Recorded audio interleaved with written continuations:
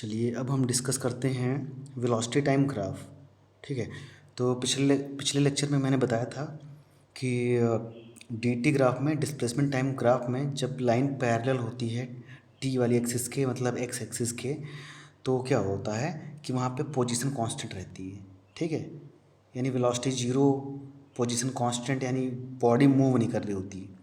तो यहाँ पर पोजीशन कांस्टेंट मतलब डी कांस्टेंट जो वाई एक्सिस पे है, डी वो कांस्टेंट, यहाँ वाई एक्सिस पे क्या है वी, तो यहाँ पे वी कांस्टेंट हो जाएगा, मतलब वेलोसिटी कांस्टेंट हो जाएगी यहाँ पर वाई एक्सिस पे डी है, यहाँ पर वाई एक्सिस पे, यहाँ पर वाई एक्सिस पे वी है, तो यहाँ पर वेलोसिटी कांस्टेंट, यहाँ पर डिस्प्लेसमेंट कांस्टेंट।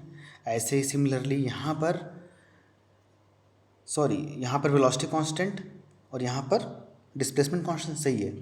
और फिर इसमें अगर बात करें तो इसमें वेलोसिटी यूनिफॉर्म होती थी, तो यहाँ पर क्या होगा, एक्सीलरेशन यूनिफॉर्म होगा।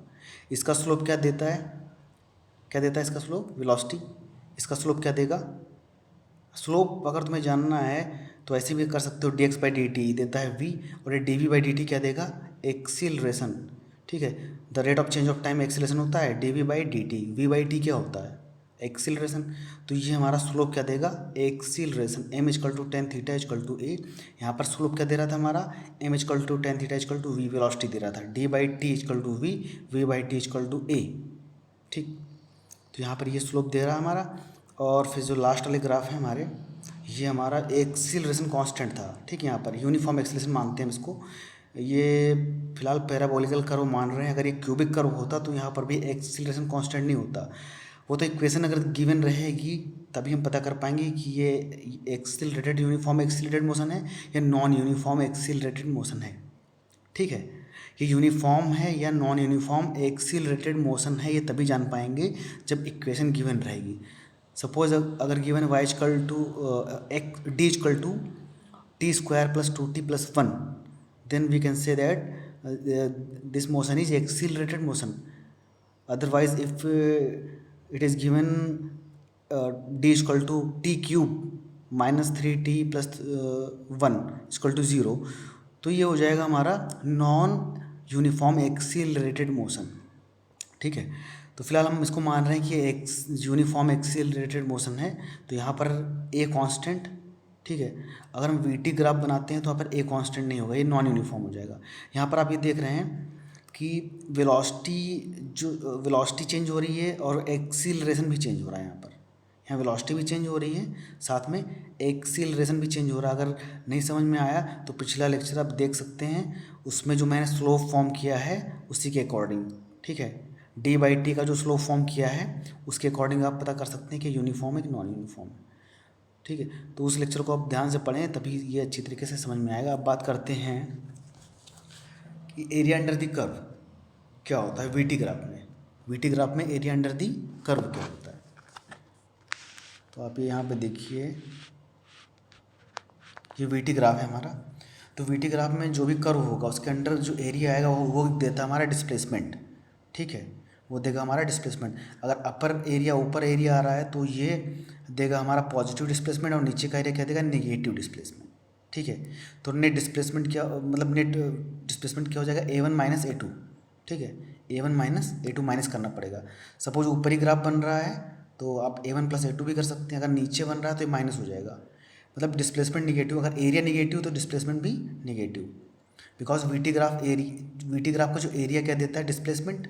ठीक है, तो अगर ऊपर एरिया पॉजिटिव आ रहा है तो डिस्प्लेसमेंट पॉजिटिव, और नीचे आ रहा है निगेटिव एरिया आ रहा है तो निगेटिव हो जाएगा डिस्प्लेसमेंट हमारा। ये आप इंटीग्रेशन भी कर सकते हैं अगर टी के फंक्शन में दिया हुआ है। ठीक है, suppose F of T F हो जाएगा, एफ यहाँ पर फंक्शन ऑफ द टी के फॉर्म में दिया डिस्प्लेसमेंट, तो आप इसको इंटीग्रेट करके आप निकाल सकते हैं। सॉरी एक मिनट, ये वेलोसिटी का फंक्शन होगा। ठीक है, एफ टी जो हमारा है ये वेलोसिटी का फंक्शन है। ठीक है, वेलोसिटी को हम इंटीग्रेट करके डिस्प्लेसमेंट निकाल सकते हैं। ठीक है, वेलोसिटी को इंटीग्रेट करके डिस्प्लेसमेंट हम फाइंड आउट कर सकते हैं। मैंने सिंपल एग्जांपल दिया है पहले कि अगर मैं पहले आपसे मैं क्वेश्चन करता हूँ कि अगर कोई कार 100 की स्पीड से जा रही तो 5 सेकंड में कितना कवर कर लेगी, अगर उसमें एक्सेलरेशन नहीं है तो आप बोलेंगे क्या, simple, distance equal to speed into time, 100 into 5 500। ठीक है, अगर इसको हम एरिया से निकालें तो कैसे निकालेंगे, तो यहाँ वेलोसिटी हमने माना है 100 मीटर पर सेकेंड और टाइम कितना 5 सेकेंड। ठीक, वेलोसिटी कांस्टेंट है, वेलोसिटी कांस्टेंट है, तो ऐसा ग्राफ बनता है वेलोसिटी कांस्टेंट का। इसका एरिया निकालिए अब। रेक्टेंगल का एरिया क्या होता है, लेंथ इंटू ब्रेथ। ठीक है, लेंथ 100 मान लो और ये ब्रेथ 5, तो लेंथ इंटू ब्रेथ कितना हो जाएगा 100 इंटू 5, 100 इंटू 5 मतलब 500, तब भी वही आएगा। और नॉर्मली भी आप निकाल सकते हो, ग्राफिकल रिप्रेजेंटेशन इसका ये है। और दूसरा आपका एरिया ये हो जाएगा, सपोज टी इक्वल टू 0 पे वेलोसिटी थी 100 मीटर पर सेकंड, 5 सेकंड बाद कितनी हो गई वेलोसिटी उसकी 120। तो आप इस या तो इस फॉर्मूले से निकाल लीजिए, ठीक है, या फिर आप ग्राफ का एरिया निकाल लीजिए, सेम आंसर आएगा आपका।